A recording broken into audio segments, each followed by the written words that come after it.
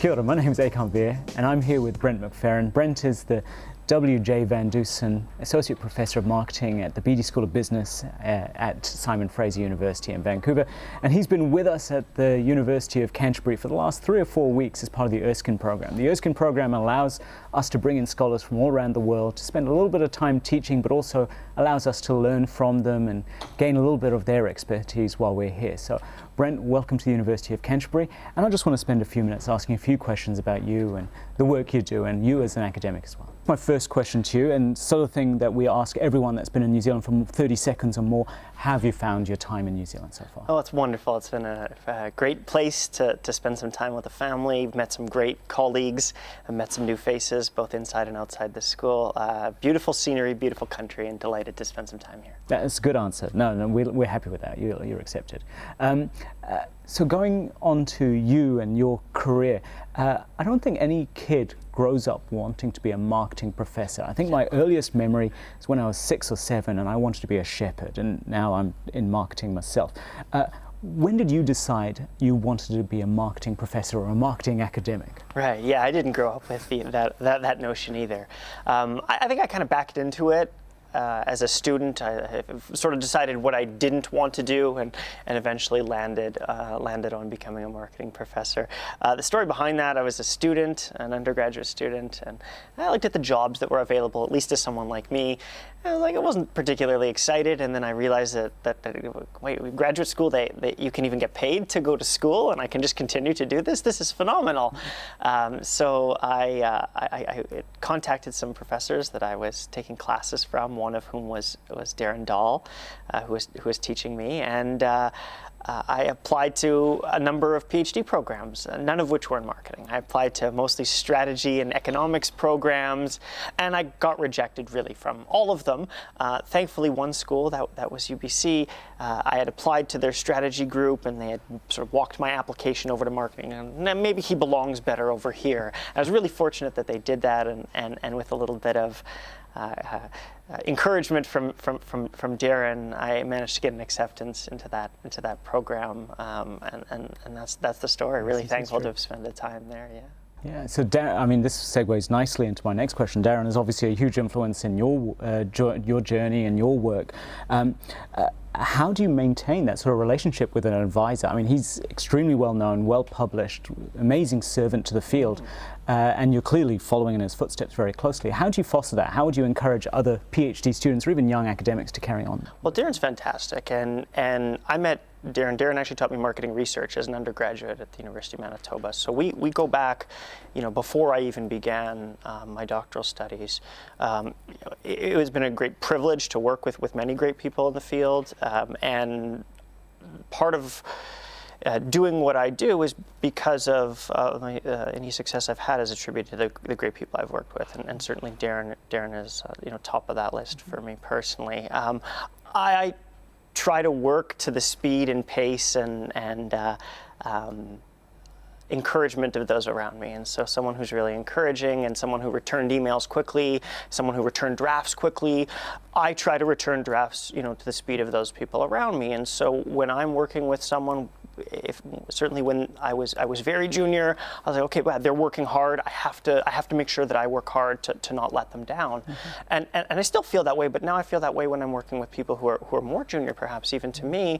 If they're working really hard, I'm super motivated to work really hard and to make sure that I'm not letting them down, and maybe providing some of that same effort and knowledge that I've been blessed to receive in my career.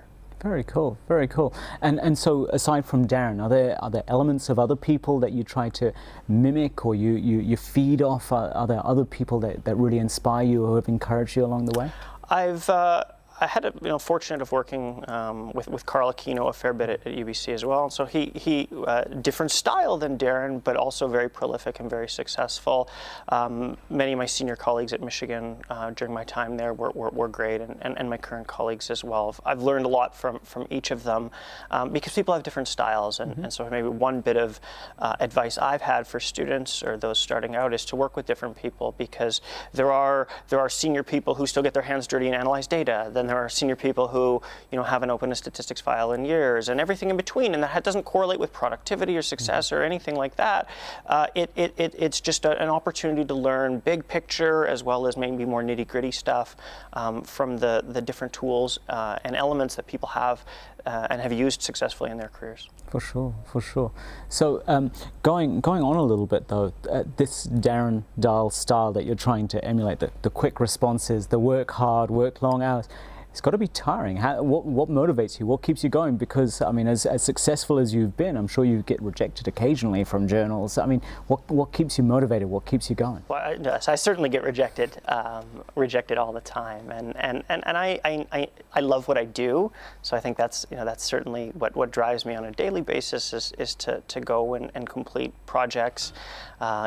Teach in the classroom because I enjoy those classes, do the service that I enjoy doing, and push the research forward. I certainly receive rejections from journals all the time, but I believe in the ideas, and I'm working with people generally that believe in their ideas, and we encourage each other. And so when I'm rejected, many times I've received notes from a co-author, no big deal, let's go, let's turn it around, let's get it working, and let's send it back. And I've also been the person that sent those emails.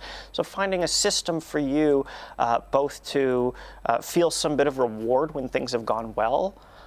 You submitted a paper, you got a paper revision, you got an acceptance. Like, how do you reward yourself and find some sort of internal mechanism to do that? And conversely, when you're rejected, find some mechanism to say, look, everyone gets rejected, let's move on and find a way to get this paper a home, rather than get discouraged. I mean, I still get discouraged, but it is still being able to do that and then push forward. It doesn't weigh you down permanently or anything? Not permanently, it certainly weighs me down, but I try to keep that as... Personal question, how many days after a rejection do you think you bounce back? Because I'm sure everyone's different. I mean, I like to be 1 or 2 days, don't talk to me, but I'll get back to you after a big rejection, but how quickly do you bounce back? I feel like that's a question you should ask my wife or my co-authors, but probably, I think I'm probably like you, a couple days, and I've heard advice from other senior faculty, something like, just don't even look at the review, put it in a drawer, let it sit for a couple days until you simmer down, and then you can read and look at those comments, and almost always they're right. In a lot of ways, there's some good truth there. Maybe not everything's what you would agree upon, but there's a lot of fair stuff, and a lot of people have given you their time in order to help you improve your paper, and you have to take that seriously. You have to take those comments into consideration as you move that paper forth to try to find it another home.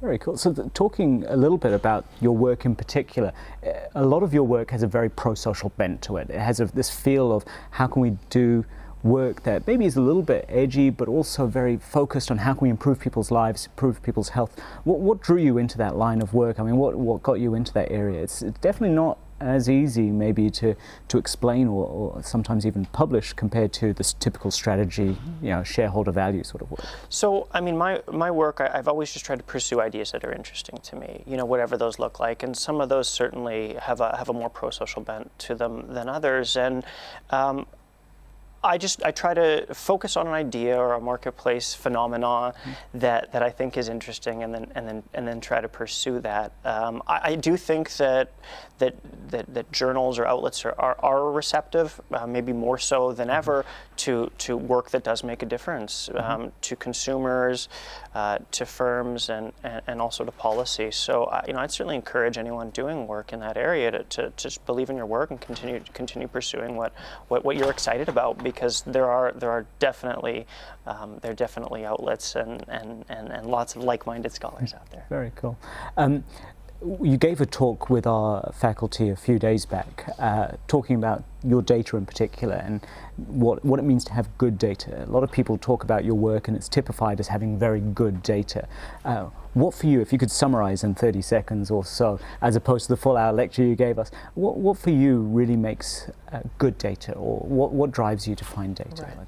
So I think that good data is what matches the research question. I think that perhaps the days of small sample sizes are behind us, and that's probably a good thing. And I'm not a statistician, so I can't speak entirely to those issues. But I can say that real behavior is interesting, at least to me. So to the extent with which you can look at a dependent measure that mirrors how consumers really act in the marketplace. So if you're studying eating, don't have people fill out an intentions to eat measure as your only way of approaching that issue. Have them actually eat. Or if you're doing, on the independent variable side, if you're interested in the effect of being crowded, well, don't have people imagine being crowded or show them a picture being crowded. Actually crowd them if you can, right? And to try to create that realistic scenario. Not only do I think it's more externally valid, I think it also helps when doing the research to be more likely to find effects that exist in the marketplace. That if they're done in a real way and they're truly there in the marketplace, I think you're much more likely to find them than you are to have people, imagining scenarios, which still have a place, but not for all work. But the lead up to that externally valid sort of data that you collect, the actual crowd people sort of thing, still a lot of lab experiments. We can't ignore the internal validity and the control side of things, obviously. No. I think that the extent to which we can use more than one method and triangulate our results across sort of a series of paradigms, whether that be surveys and lab experiments, or lab experiments and field experiments, or any other variety of data tools that we have in our toolbox to use. If we can do more than one of those, it starts to create a compelling case. Well, this study has a little bit more causality. This one sort of shows it's real, but maybe there's other possible explanations for what we find. But bring those things together, and you have a fuller picture. I think that's right. Yeah. And again, that's sort of stuff that would be seen as good data. When you have a hole here, you've got data to back it up here, or whatever else it might be. Absolutely. So one of the seminars you gave as well, I should apologize, those people who are excited about the Erskine program, yes, you do need to give a lot of seminars and do a lot of teaching. And so one of the other It wasn't a lot of teaching and a lot of seminars. Well, you say you make me look bad in the classroom. You're doing an extremely good job here. So, but one of the seminars you spoke about the importance of thorough research methods and the rigor associated with that, and how almost, not necessarily in academia so much, but definitely in some of the newspapers we see coming out, there's a lot of, whether it's pop science or whether quick BuzzFeedy sort of look at science, and this is actually being disseminated, shared, and could even influence decisions. I wondered if you could talk a little bit to that and what we can do, I guess, as academics to counter this, or should we get on board and become the BuzzFeed academics? So I don't think that, and this is more speculation, I don't think that research that ends up in the newspapers or that ends up on BuzzFeed necessarily means it was flawed to start with. And so I think the problem is when we start to chase headlines, then perhaps there can be issues tied up in that. But the idea that the media is interested in our story, it doesn't mean that it's either good or badly conducted research necessarily. Being thorough is important. I mean, if we're going to, as you say, make decisions as a result of the research, we want to make sure the research is valid, that we've sort of truly uncovered a phenomenon, and that there's enough data that exists there to support the conclusions that we're claiming that we find in our research. So I think that means, larger samples, replication, all the things that I think are trained into graduate training and being reinforced to a greater degree now in the review process are all good things to make sure that we're not encouraging or enabling either journalists or other researchers from kind of drawing conclusions that maybe aren't supported by the data. Be confident in the work you're submitting and putting out there, and also when we speak on these issues, use words and tones that match the level of confidence and rigor in the particular studies. And some phenomena are very well known, very, very, very rigorously, and multiple labs have found evidence for it. That might enable us to use a different type of language than a more very important but maybe more tentative conclusion that maybe a single paper has found. But I wonder if there are grad students or doctoral students out there listening to this who are going, but I've also been told to get 3 JMs and 3 JMRs by the end of the year, otherwise I'm not going to graduate, I'm not going to get tenure. It seems like the bar is rising every single day. How do we find that balance, I guess, between what the expectations are of the faculty and the tenure committee, I guess, versus our expectations or our own elements of rigor and taking a long time to get good data, to get lots of data and replicate the stuff, especially when there are journals who aren't out there that keen on replicating studies and the like. So I think that leading outlets and leading journals want good data and want replication and want rigor. So I don't think that part is an issue. I think that whether or not expectations are rising, I don't have data on that issue per se, but I would encourage students to pursue the best work that they have and they can do, and to push it as hard as they can, and there is a home for everyone. I mean, if there's a message that I've shared, it's that there are good jobs in this field. We're both very blessed to have the job that we do, and there's more than one good landing space for us, either different schools or even outside of academia, that we can pursue. And if you're doing work that you're interested and passionate about, and even if you don't have 19 JMR and JCRs, there is still a home for you in this field, thankfully, right? and we can all do work that we enjoy, and someone somewhere will find value in that. I do believe that. Awesome. Well, I just want to say thank you for the last 3 or 4 weeks you've been with us. You're here with us for just a couple more days before you're back to Canada with your family. As a token of our appreciation, I know you're a big fan of New Zealand cuisine, the meat pies in particular. Yeah, you haven't... absolutely. So I thought, what can I get you? So here's some aptly titled lemon and paeroa, which is full of good lemony stuff. This is quality New Zealand marketing right here. So it's an indescribable most drink. Appreciate yeah, this. But I guess if you were going to describe it, it's lemonade, but with extra paeroa. So thank you, Brent, for coming. Thank you so for spending much. your time with us. And I hope you come again in the future. I hope you have me again. Thank you so much.